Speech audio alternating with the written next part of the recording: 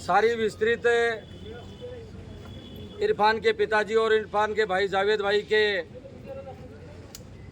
साथ सारी बातें करने के बाद रिजल्ट ये आया। 3 दिन से यहाँ यदि वो न्याय देते तो 3 दिन बैठने की जरूरत ही नहीं पड़ती। मुआवजे की बात भी उन लोगों ने कही कि भाई हम मुआवजा देना चाहते हैं, लेकिन परिवारजन और संघर्ष समिति के सदस्यों ने कल से ही मना कर दिया था कि हमें मुआवजा नहीं चाहिए।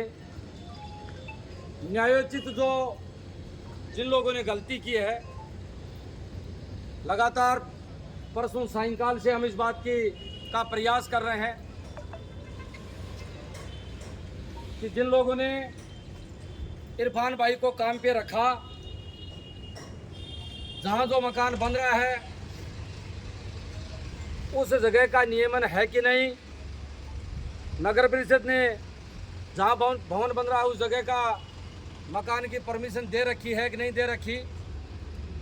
ये परसों से लगातार हम लोग मांग कर रहे हैं, परिवारजन मांग कर रहे हैं, आप लोग मांग कर रहे हैं।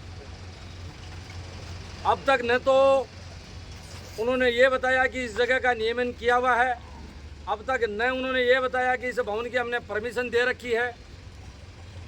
कल बड़ी मुश्किल से तमाम लोग एसपी साहब के पास एक काफिले के रूप में हम लोग गए। वहाँ जाने के बाद वो मुकदमा दर्ज करने के लिए तैयार हुए। मुकदमा दर्ज किया, उन्होंने एक सोचे समझे अपने हिसाब से जो मकान का ओनर होता है, क्योंकि ओनर पे मुकदमा नहीं दर्ज होने के बाद अपने आप 3 ठेकेदार वो कह देंगे हमारा क्या लेना देना। मकान मालिक को उन्होंने बचाया। सुबह जावेद भाई ने ऑनलाइन वो FIR दर्ज की, उसकी कॉपी निकलाई, तब हमें पता चला कि मकान मालिक का उसमें नाम नहीं है। ये सारी विस्तार से वहाँ हमने बातें की हैं। अंत में वो इस बात के लिए तैयार हुए हैं कि हमें मकान मालिक जो उसका नरपत सिंह है उसके खिलाफ मुकदमा दर्ज करेंगे।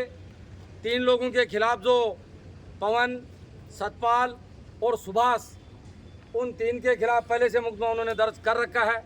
हम इसका जल्दी अनुसंधान स्टार्ट कर देंगे। साथ में ही SDM साहब ने बात किया नगर परिषद के कमिश्नर से, वो कमिश्नर स्वयं भी यहाँ आ रहे हैं। उस मकान को सीज करते हुए वहाँ नोटिस चस्पा कर देंगे। एक कॉपी लेके परिवारजन जो बैठे हैं, संघर्ष समिति बैठी है, उनके पास वो उसकी कॉपी यहाँ लेके आ रहे हैं। ये सारी बातें हुई हैं, इसलिए आधे घंटे उनका इंतज़ार करते हैं। आधे घंटे में यदि वो कार्रवाई उसका नाम नहीं जोड़ते हैं जो ओनर मकान का उसका, प्लस उस मकान को सीज नहीं करते हैं, तो आधे घंटे बाद में हम लोग एक बड़े पड़ाव के रूप में SP कार्यालय का और जिलाधीश कार्यालय का घेराव करेंगे और वहीं फिर बैठ के और ये लगातार अपना धरना वहाँ स्टार्ट कर देंगे। इसकी जिम्मेदारी प्रशासन की होगी। या तो मीडिया के माध्यम से वो हमारी बात सुन रहे हैं तो आधे घंटे में ये कार्रवाई कर दें। यदि आधे घंटे में कार्रवाई नहीं करेंगे तो अगला कदम हमारा, अगला पड़ाव संघर्ष समिति ने और परिवारजनों ने इस बात के लिए तय किया है कि अगला पड़ाव हमारा फिर कलेक्टेड होगा, जहां SP ऑफिस और अपना जिलाधीश कार्यालय को वहीं घेराव करेंगे और वहीं धरना करेंगे। ये बातें हमारी उनके साथ हुई हैं। तमाम लोग इस बात में, भाई आप सहमत हो? सहमत। हाथ खड़ा करके तमाम लोग इस बात का आश्वस्त है। संघर्ष समिति और उनके परिवारजन ये तय करके आए हैं। ये सारी बातें आपको विस्तार से मैंने यहाँ बताई। आधे घंटे तक इंतजार करेंगे। आधे घंटे के बाद में हम एक कतार के रूप में शांतिपूर्ण रूप से, कोई व्यवधान नहीं करना है। वहाँ जाके कलेक्टर के चैम्बर के सामने, SP के चैम्बर के सामने तमाम लोग बैठ जाएंगे कि भाई 60 घंटे से हम लोग इंतजार कर रहे हैं, हम कौन सा पैसा मांग रहे हैं, कौन सा मुआवजा मांग रहे हैं। न्याय मांगने के लिए सारे लोग बैठे हैं। न्याय नहीं मांगेंगे लोग तो कहाँ मांगेंगे? प्रशासन से न्याय मांगे, पुलिस से न्याय मांगे। आदमी गया हमारा, कोई भेड़ बकरी का बच्चा थोड़ा गया, हमने कौन सा उत्पाद कर दिया? परसों से बैठे हैं। ये कार्रवाई आधे घंटे की कार्रवाई थी। यदि ये कार्रवाई आज करते हैं आधे घंटे में, तो उस समय भी ये कार्रवाई करते। उस समय भी सब लोगों ने यही कहा था, परिवारजनों ने ये कहा था कि अवैध यदि मकान बन रहा है तो उस मकान को आप सीज कर दें। अवैध लोग काम कर रहे थे, ठेकेदार जिनके पास बिना लाइसेंस के, बिना, उन्होंने उसको उस पर फोल्डिंग पे चढ़ा दिया। फोल्डिंग नीचे गीली मिट्टी थी, उसकी वजह से, धंसने की वजह से वो जो 11,000 की लाइन जा रही थी, उस लाइन पे जाके वो टकराई, हमारा व्यक्ति खत्म हो गया। किसने न जाने यहाँ उसके डेड बॉडी को यहाँ ट्रोमा में डाल के चले गए। सायंकाल तक हम इंतजार इस बात का करते रहे, किसी को पता नहीं चला। अंत में हमारी संघर्ष समिति और परिवारजन के लोग हॉस्पिटल में गए, तब हमें पता चला, उन्होंने पूछ के बताया ट्रोमा में कि भाई अमुक व्यक्ति जो ये इरफान भाई आया हुआ है, यहाँ डेड बॉडी उसके सौगृह में रखी है, तो इसकी सूचना आपने कहाँ दी? तो पुलिस की मैं इतनी नाकामी मांगूंगा कि वहाँ का जो मुंशी है वो जवाब दे रहा है कि मेरे पास फ़ोन जरूर आया था।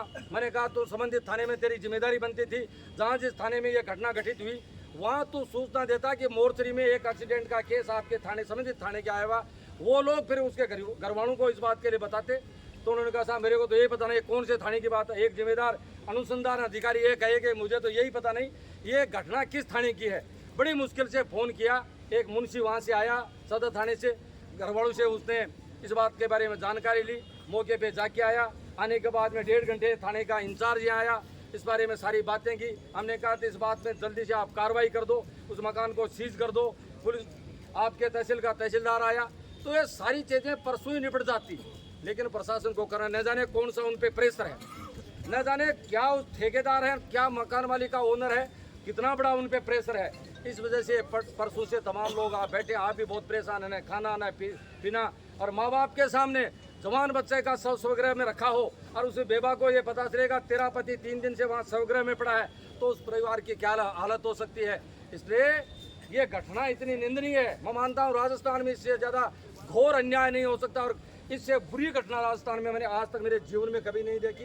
मैं धन्यवाद तमाम मेरे मीडिया के साथियों को भी देना चाहूँगा कि लगातार आप लोगों ने प्रयास किया, प्रिंट मीडिया ने प्रयास किया है, इलेक्ट्रॉनिक मीडिया ने प्रयास किया है, और इस पूरी घटना को आपने पूरे राजस्थान, पूरे हिंदुस्तान में आपने दिखाने की पूरी कोशिश की है।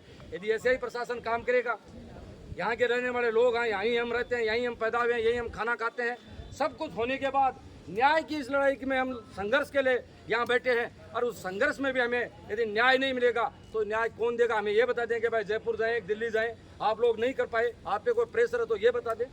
आधे घंटे के इंतजार के बाद में हम शांतिपूर्ण यहाँ से कूच करके और जिला कलेक्टर और जिला एसपी का जो कार्यालय है उसका घेराव करेंगे, सब लोग शांति से वहाँ चलेंगे। मुआवजे के लिए मना कर दिया परिवार ने, मुआवजे के लिए नहीं, मुआवजे का तो कल ही मना कर दिया था। मुआवजा वो तो ये कह रहे हैं कि हमारे पास तो कुछ है ही नहीं देने के लिए। हमारी गलती ही नहीं है, गलती तो सारी इरफान भाई और इरफान भाई के परिवार की गलती है, जो पेट पालने के लिए वो काम करने के लिए वहाँ गया। वो कह रहे हमारी गलती नहीं है, भाई गलती नहीं होगी वो क्यों मुआवजा देगा?